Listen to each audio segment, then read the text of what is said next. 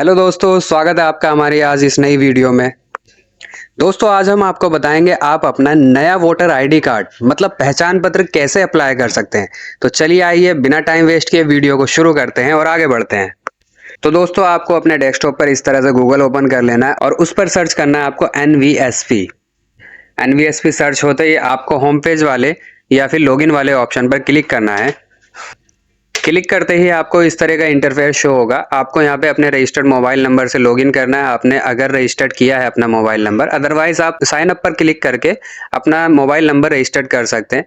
नीचे कैप्चा डालना है और कैप्चा डालने के बाद रिक्वेस्ट ओटीपी पर क्लिक कर देना है आपको। जैसे ही आप रिक्वेस्ट ओटीपी पर क्लिक करेंगे तो यहाँ पे आपके रजिस्टर्ड मोबाइल नंबर पे एक ओटीपी आएगा। उस ओटीपी को यहाँ पर आप इनपुट करेंगे।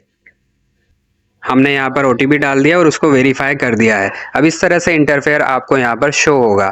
ऐसा इंटरफेयर जैसे ही आपको शो होगा तो आपको यहाँ पे सबसे शुरू में एक फॉर्म दिखाई दे रहा होगा, फिल फॉर्म 6, मतलब फॉर्म 6 भरा जाता है जो नए वोटर आईडी कार्ड्स बनते हैं। तो आपको इस पर क्लिक करना है। जैसे ही आप इस पर क्लिक करेंगे आपको कुछ इस तरह से इंटरफेयर शो होगा। आपको अपनी लैंग्वेज सेलेक्ट करनी है। यहाँ पर पार्ट ए में आपको सबसे पहले अपना स्टेट सेलेक्ट करना है, उसके बाद डिस्ट्रिक्ट सेलेक्ट करना है। डिस्ट्रिक्ट सेलेक्ट करने के बाद आपको एसी सेलेक्ट करना है।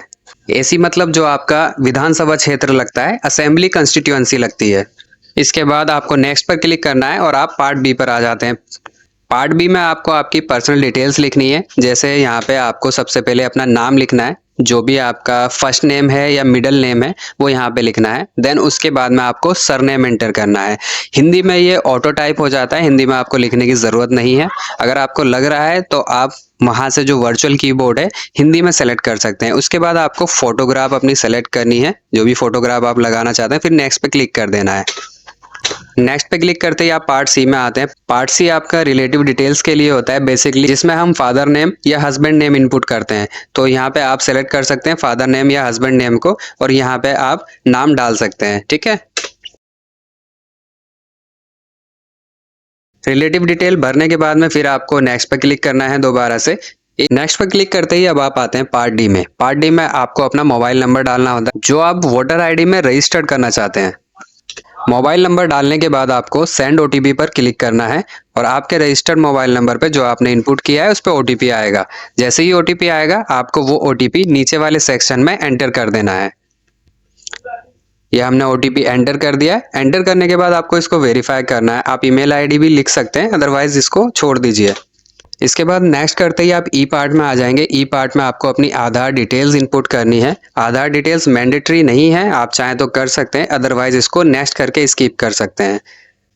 ये देखिए यहाँ पे हमने आधार डिटेल अपनी एंटर कर दी है। जैसे ही आप नेक्स्ट करेंगे तो नेक्स्ट करने के बाद में आप पार्ट एफ में आ जाते हैं। पार्ट एफ में आपको अपना जेंडर सेलेक्ट करना है। जेंडर सेलेक्ट करने के बाद नेक्स्ट करते ही आप पार्ट जी में आते हैं, जिसमें आपको डेट ऑफ बर्थ की डिटेल्स इनपुट करनी होती है। इसमें आपको अपनी डेट ऑफ बर्थ सेलेक्ट करनी है। इसमें पहला ही option date of birth select करने का आपको मिलेगा। उसके बाद में आपको डेट ऑफ बर्थ का डॉक्यूमेंट सेलेक्ट करना है कि क्या डॉक्यूमेंट आप as a date of birth के प्रूफ के तौर पर देना चाहते हैं। इसमें हम आधार कार्ड सेलेक्ट कर सकते हैं और साथ ही हमें डेट ऑफ बर्थ के प्रूफ की एक कॉपी भी यहाँ पे अटैच करनी है। याद रहे कि डॉक्यूमेंट का साइज 2 MB से ज़्यादा ना हो और डॉक्यूमेंट फॉर्मेट जेपीजी, पीएनजी और पीडीएफ में होना चाहिए। ये हमने अपना डॉक्यूमेंट अपलोड कर दिया। इसके बाद नेक्स्ट पे क्लिक करेंगे तो अब हम आते हैं अपने पार्ट एच में। ये पार्ट एच है प्रेजेंट एड्रेस डिटेल्स का। पार्ट एच में आपको प्रेजेंट एड्रेस अपना डालना है, मतलब वो एड्रेस जो आप वोटर आईडी पे प्रिंट चाहते हैं वो आपको इस पे इनपुट करना है। जैसे हाउस नंबर, गली नंबर, विलेज या town, post office, pin code और तहसील, और फिर डिस्ट्रिक्ट एंड स्टेट आपको ऑटो सेलेक्ट रहेगा आपका। इसमें आपको प्रूफ ऑफ रेसिडेंस भी लगाना है, मतलब कोई डॉक्यूमेंट लगाना है। जो आप एड्रेस मेंशन कर रहे हो उसी से रिलेटेड डॉक्यूमेंट होना चाहिए। इसमें हम अपना आधार कार्ड भी दे सकते हैं। अब इसको नेक्स्ट करते ही आप आते हैं पार्ट आई में। पार्ट आई है कैटेगरी ऑफ डिसेबिलिटी। अगर कोई पर्सन डिसेबल है तो वो किस तरह से डिसेबल है उनकी डिटेल यहाँ फिल कर सकते हैं और डिसेबिलिटी सर्टिफिकेट लगा सकते हैं, अदरवाइज स्किप कर सकते हैं। उसके बाद आप आते हैं पार्ट आई के बाद पार्ट के में। नेक्स्ट करते ही आप पार्ट के में आते हैं। यहाँ पे हमें डिक्लेरेशन फिल करनी होती है कि आपका बर्थ कहाँ पर हुआ है। तो उस जगह का नाम यहाँ पर आपको लिखना होता है जहाँ बर्थ हुआ है आपका, दिल्ली, यूपी या जो भी है उसका स्टेट, पहले आपको विलेज का नाम लिखना है, फिर स्टेट सेलेक्ट करना है, उसके बाद में डिस्ट्रिक्ट सेलेक्ट करना है और साथ ही आपको सेकंड ऑप्शन में ये फिल करना है कि आपने जो प्रेजेंट एड्रेस दिया है अपना, उस एड्रेस पे आप कितने टाइम से रह रहे हैं। इसके बाद नीचे प्लेस में आपको दिल्ली या जो भी आपका स्टेट है वो आपको मेंशन करना है। फिर इसको नेक्स्ट कर देना है। अब नीचे आपका पार्ट एल आता है, जिसमें आपको जो ऊपर कैप्चा दिखाया हुआ है वो कैप्चा नीचे मेंशन करना है, लिखना है। ये हमने यहाँ पे कैप्चा डाल दिया है।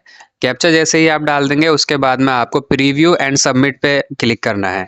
प्रीव्यू एंड सबमिट पे क्लिक करने के बाद इस तरह से आपका फॉर्म शो होगा। जो भी आपने डिटेल फिल की है वो यहाँ पे शो होंगी, आप उनको चेक कर सकते हैं। आपका नाम, एड्रेस, मोबाइल नंबर, आधार नंबर, सभी चीज़ें आप यहाँ पे चेक कर सकते हैं। ठीक है, यहाँ पे आपको सब कुछ ही शो करेगा। जैसे ही आप ये सब चेक कर लेंगे, अगर आपको इसमें कोई मिस्टेक दिखती है तो वो मिस्टेक भी आप ठीक कर सकते हैं। आप जैसे ही इसको नीचे स्क्रॉल करेंगे तो स्क्रॉल करने के बाद में आपको ऑप्शन मिल जाता है नीचे एडिट करने का। अगर आपके सब कुछ ठीक है तो आप इसको फाइनल सबमिट कर सकते हैं। अगर इसमें कुछ एडिटिंग करनी है आपको तो यहाँ नीचे देखिए कीप एडिटिंग का ऑप्शन है, वहाँ पे आप क्लिक कर सकते हैं। अदरवाइज आप सबमिट पे क्लिक करेंगे, यस करेंगे और ये आपका फॉर्म सबमिट हो जाएगा। डाउनलोड एक्नॉलेजमेंट पे क्लिक करके आप अपनी स्लिप डाउनलोड कर सकते हैं इसकी। यहाँ पे रेफरेंस नंबर भी शो कर रहा है, इसी रेफरेंस नंबर से आप अपने एप्लीकेशन को ट्रैक कर सकते हैं।